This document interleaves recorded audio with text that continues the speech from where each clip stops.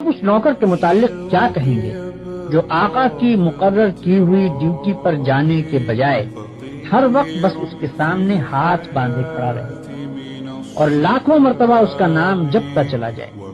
آقا اس سے کہتا ہے کہ جا کر فلاں فلاں آدمیوں کے حق ادا کر، مگر یہ جاتا نہیں، بلکہ وہیں کھڑے کھڑے آقا کو جھک جھک کر دست سلام کرتا ہے اور پھر ہاتھ باندھ کر کھڑا ہو جاتا ہے۔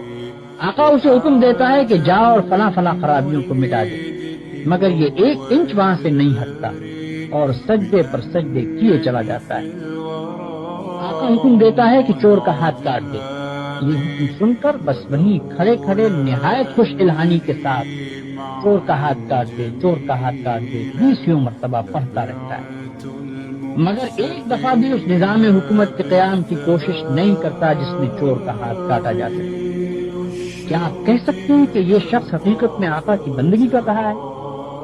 حیرت ہے آپ پر کہ خدا کا جو نوکر ایسا کرتا ہے آپ اسے بڑا عبادت گزار کہتے ہیں۔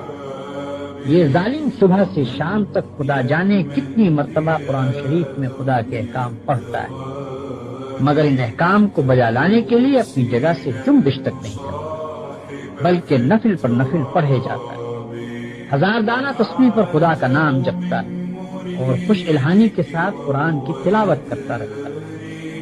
آپ اس کی یہ حرکتیں دیکھتے ہیں اور کہتے ہیں کہ کیسا زاہد عابد بندہ ہے۔ یہ غلط فہمی صرف اس وجہ سے ہے کہ آپ عبادت کا صحیح مطلب نہیں جانتے۔